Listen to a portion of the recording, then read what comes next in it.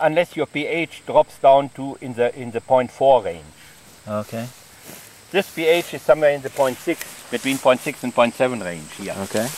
You know. And see, now in order to make it look like it is poor outrunning soil, after they have poisoned the soil, then they start sowing, see this wheat with the white tops? Okay. Little fuzzy wheat here? Yes. This here? It's called bed straw or poverty wheat. Bed straw or poverty wheat. Okay. 150 ton of manure per acre, and that's poor ground. See how it's burnt off there? A little bit over a week ago we had 60 millimeter of rain. Yeah.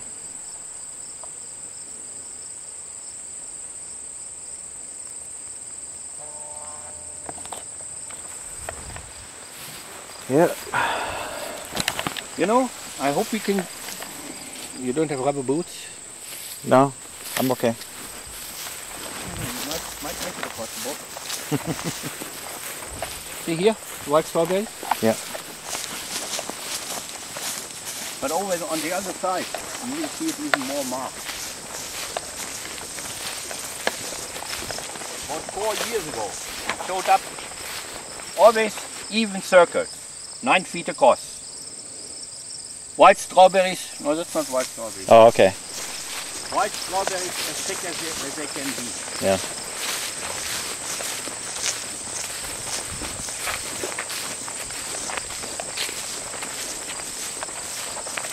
You know, out west, they grow a crop when they got one good rain during the growing season. You know, like moisture from the winter, from the snow, and one good rain during the growing season. Okay. And how many rains did we have? We had lots of rains during the growing season. Yeah, yeah.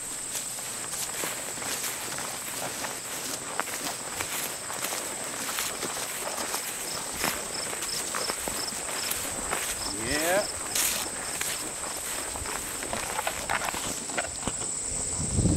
See this one? See the mutated blossom?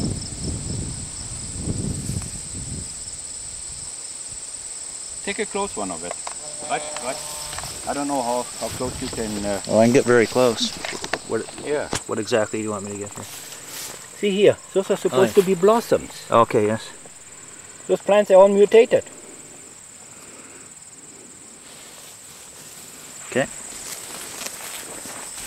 When I see in the woods purple leaves grown this wide, 14 inches, it's a mutation. Yeah. Normally, it's fixed in the DNA. It shuts the growth off at 2.5 inches. Okay. But not 14 inches. You know, 14 inches white leaves. Right. See here, you see them. You see how the ground is burnt off here? Yes. And you see here all the mutations here? Right. See? See?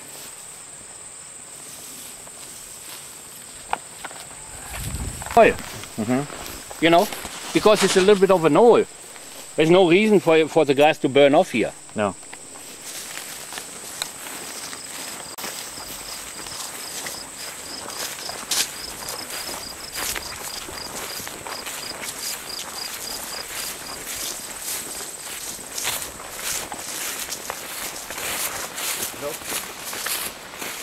People don't know how blessed they are.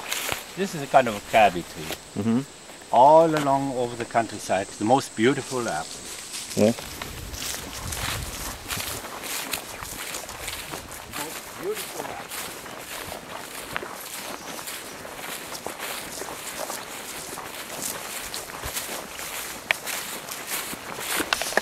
My son, I might have to make you a kind of a pass. Oh, that's okay. That's okay. I'm okay.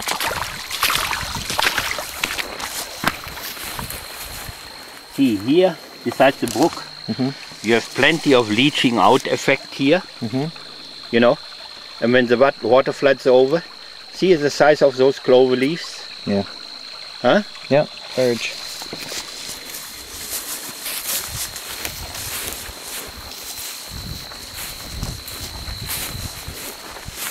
This is what I noticed years ago when I used to go grain and I didn't have quite the handle on. Main part of the field, the grain just wiped out, maybe going about this high. But where there was a spring coming out of the ground, and the ground was right waterlogged, you know, you would sink in up to your ankles in the mud. Okay. Where ordinarily the plants would be stressed, you know, by too much water. That's where they were going up to the normal height. Right. But the spring, as the water was bubbling out of the ground, it was flushing all the junk away. Right. You know.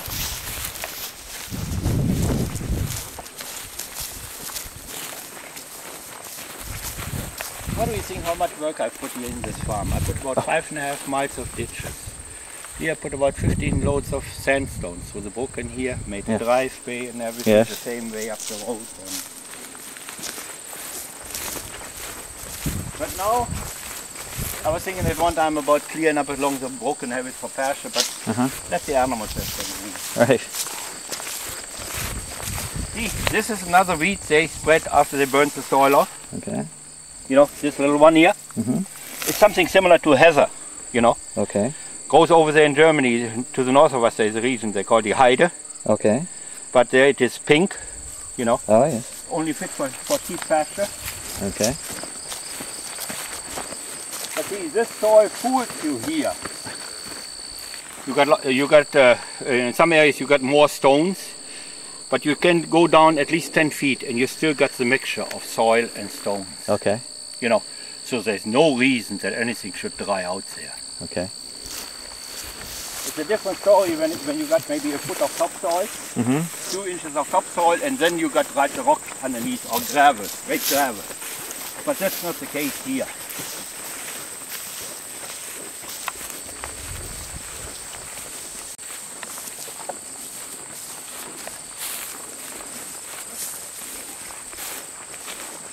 See here? This grass wasn't here last year. See, yellow rattle wasn't here last year. Okay. See the trefoil? We got now the end of September. It never blooms. But I showed you those other pictures there. They just crawl around on the ground, never produce a crop. I've seen it grain that normally when you plant it by the middle of May, by the middle of August generally you can harvest it. Okay. You know, 3-4 feet tall. I've seen it where the grain by the beginning of October was still about this high and full green, never produced any heads.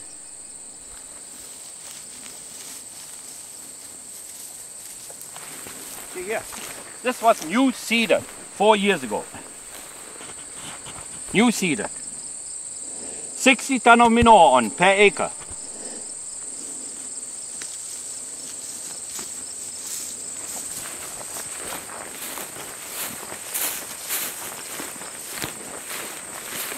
See? It was sealed down with Timothy and red clover. Okay. Timothy, red clover and canary grass. Now, this ground in the spring is a kind of wet. Perfect ground for canary grass. But see, that's a whole growth of the canary grass on this ground. And where you are stepping there, see? You see the clover? Yes. So, if the clover comes in this kind of a way, you know, there is enough, the pH is high enough. You know, there is no reason for this stuff not to go. Okay. But this is what they've been doing for years. They dump something on late winter, early spring, as soon as the fields are open, you know. And then you might as well forget about any kind of a growth that's worthwhile for the first 3 or 4 months. Okay. And then towards the end of the season, as the weather gets overcast, you know, as the weather gets overcast, the UV index goes down, you know. Then you get a little bit more coming from the bottom up. You know, a little bit green goes in the bottom. See here? Here, look. Look at this. See all the clover. The clover wants to go.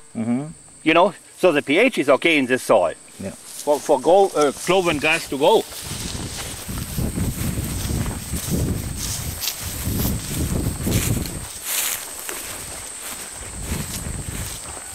I can compete with my tax money. That big farm, the amount of grants and everything he got over the last 30 some years, basically the taxpayers paid for the farm. And those are the parade horses for the Department of Agriculture. If they go belly up, that's when there will be a public inquiry. Okay. You know? Yeah. So they have to keep propping them up, and we are just here to hold the fort, to keep the soil, you know, from growing up. Right. So when the big fellas are ready to take over, you know.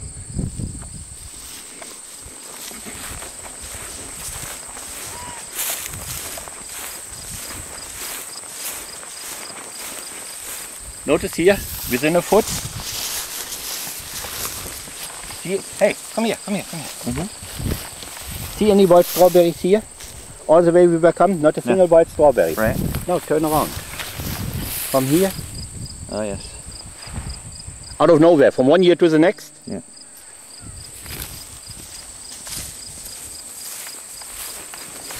See? You see any white strawberries here? No. None. No.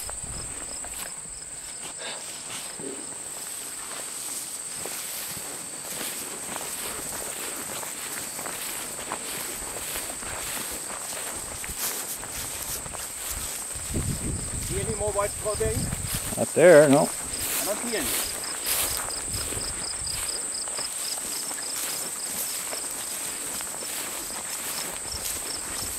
Must be an awful productive plant.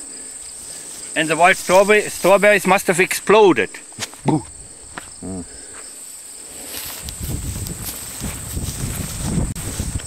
see here, in order to give it credence, see that little weed there again? Yes. When I'm mowing the field, I can follow right. Here is another newcomer. Oh yes. Wild parsnips. Okay. See, in pockets there. Yeah. But the first time it was in a 12-foot wide strip. In a 12-foot wide strip along the headland. Okay.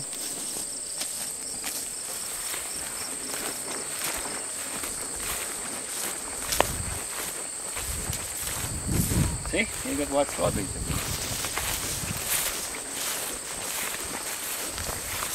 Look, I know every foot of ground. Like when I'm mowing, when I'm working the fields.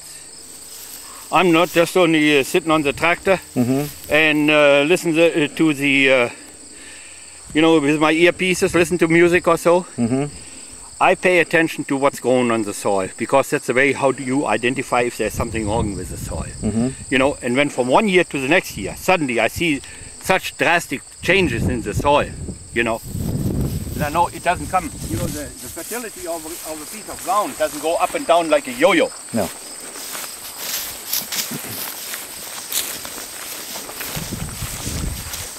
See here? Look at this. That wheat wasn't there.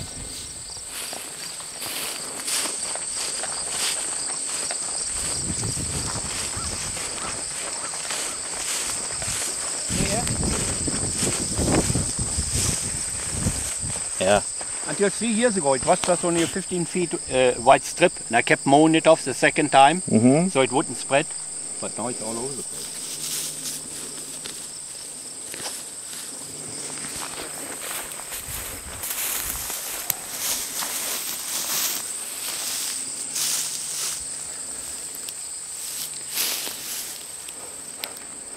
And see, this seed by itself, it doesn't blow for miles with the wind.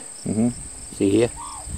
It doesn't blow for miles with the wind, this seed. It might blow a few feet, you know, when there's a heavy wind.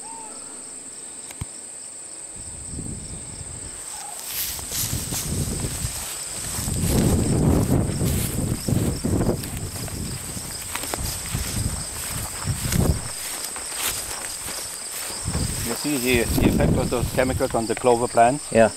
Huh? Photochemical effect. UV light.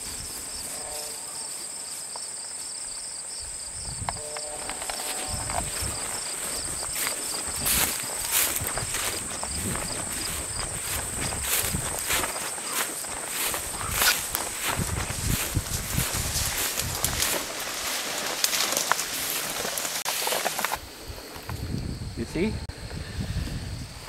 Higher dosage. Okay. They sprayed it out.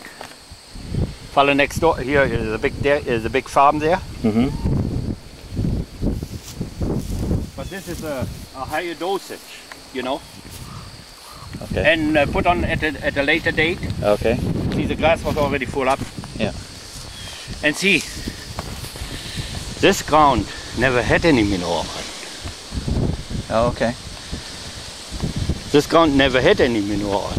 And the ground that's been fertilized, Timothy doesn't go anymore. Huh? Okay. Ground that's been fertilized with manure, the Timothy doesn't go on there anymore. I think about a month ago or so they sprayed this here. There's some young fellas with 4-wheelers. Oh, yes. They use this block here for and some motorbikes, Sure. you know, for cross country.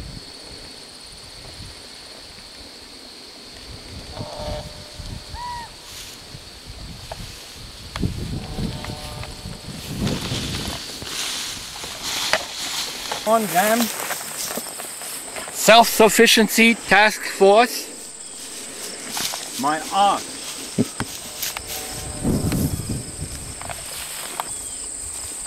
So,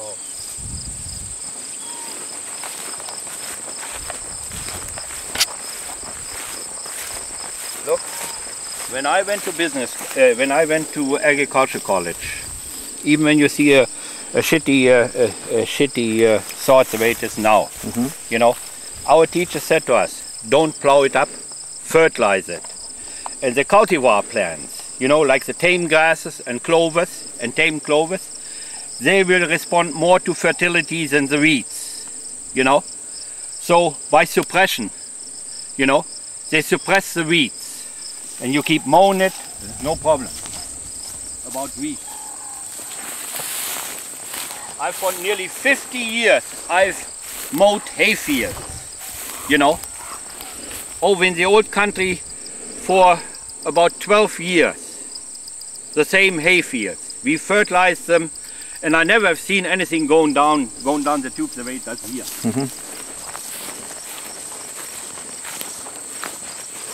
As I say, I'm getting so fed up. I might not even mow this. I just put a good coat of manure on, and I got the ashes up there, you know. Put about a ton and a half of ashes on, right. You know, and then leave it. See, this is what I've been doing over the years. I couldn't get any proper services from the Department of Agriculture or from the Department of Environment about doing the necessary chemical testing in the soil to identify the chemicals, you know, and then pick it up from then. And eventually put something on to neutralize those chemicals. But since I did not get the services from the government, you know, I figured let nature take this course, you know, and feeds the microbial life in the soil, and hopefully it will break down those toxins in the soil. And sooner or later, you know, after I put over 100 tons of manure on the ground, you know, the Department of Agriculture and the Department of the Environment, they run out of excuses. You know, the people have seen, you know, how many thousands of loads I hauled onto this farm from the lower place. But I didn't have big fancy equipment. Right. You know, I didn't have any big commercial equipment. I didn't put myself financially in the hole. I built the stuff on my own. Right. You know. You know, damn. I have to break that habit about always saying, you know. That's all right.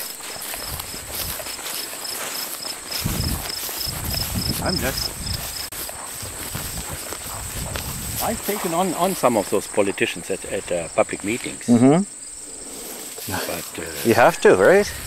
You have to. First time it's the only way you're going to be heard sometimes. First time I did it in 2004 down at Hampton, you know, when the candidates before the federal election, Rob Moore and who was it? The fellow that ran for the Liberals. Okay. Joe Herron. Okay. And Henrizi, or what his name was, ran for the NDP. But anyway, I spoke, you know, and people, I bought out one point after another, and the people, they were just clapping and cheering. I was supposed to ask only one question, you know, but I wove always one into the next and the next, and Yeah. the fellow who was the moderator there, he just let me talk because the people wanted to hear it. That's right. You know, and afterwards a lady, she looked like a farm woman, you know, in her 50s. Right. She approached me when we were out in the entrance hall of the middle school. And she said, you should become our spokesman. I said, we all have to become spokesmen. One person alone can't do it, Right. you know. And then when you step ahead, then you got some freaking assholes that stab you in the back. Yeah. Yeah. Yeah.